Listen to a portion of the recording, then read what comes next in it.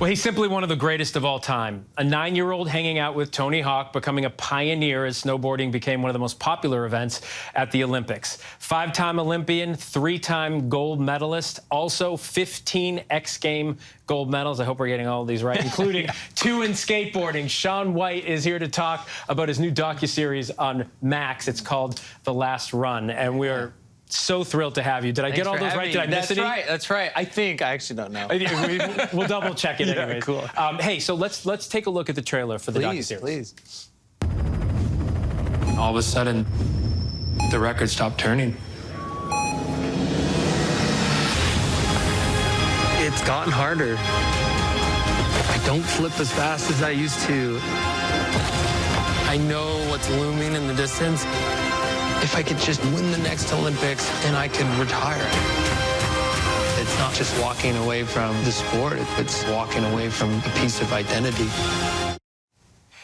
Wow. I mean, first of all, they did an amazing job with the trailer, and the docu-series is great. Thank you. I would like to apologize for everybody that we showed all of your hard falls. We're sitting here and he goes, that was a bad one. That was a bad one. Yeah, I remember that. Kind of. Look, this is amazing, and you're known to be a pretty introspective guy. I just met you for the first time, and I could talk to you about guitar for the rest of the segment. But let's start with retirement. Yeah. Because I'm sure you get asked about that a lot. Of course. The greatest of the greatest, when they retire, it's really difficult. We've watched them retire and come back. Yeah. Michael Jordan, Tom Brady. I don't want to ask you why you retired. I'm more interested in how difficult that decision was and how many things came together at that point. No, it's incredible because I was in a situation where I think after having spoken to other athletes, I felt very fortunate that I got to decide. You know what I mean? I've definitely asked a lot of athletes, like, well, what do I expect? Because they're like, look, it's gonna happen.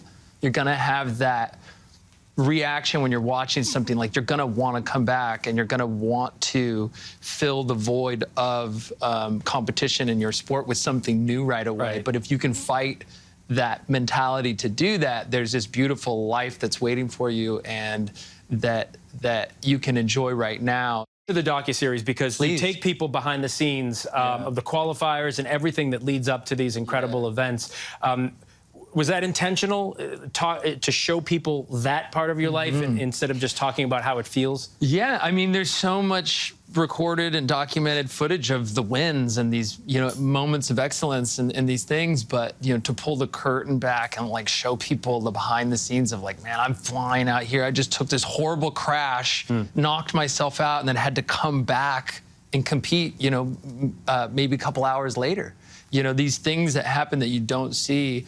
And then to really shine the light on the fact that this isn't exactly just my story, it's a family story. It's like my parents, brought me to the mountains. They were there for me to support this journey when snowboarding wasn't anything at the time, really. Like, we weren't very welcome on the mountain. Skiing and snowboarding, there was a big clash in sort of the classes of wealth and whatnot. It's a luxury sport for people to go to the mountains. All of a sudden, there's these rebellious snowboarders. And so at the time, it was weird. We became really the first suburban family, like, to take to snowboarding.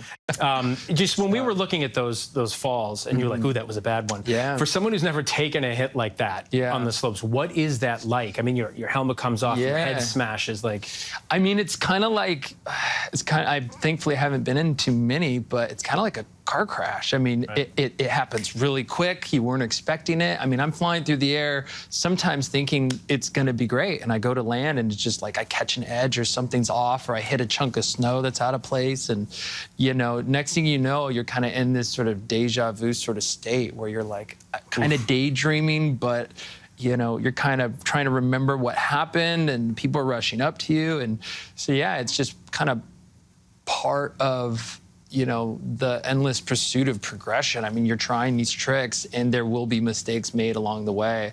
Unfortunately, those mistakes have, bigger costs. Well, so you're in this space now that you talk about, of course. And you're not space literally. I'm looking at your white shirt. Space, I mean, you've got a brand like White Space that you're repping right now. Yeah. You're doing other things. I know you love playing guitar that you're probably going to have some more time to do. But I got to ask the question, and I'm sure everybody does, but like, Michael Jordan, Tom Brady. Can you ever see yourself going back? And it is different because, well, Tom Brady gets hit a lot. Yeah, for sure, I'm sure. But could you ever think about it?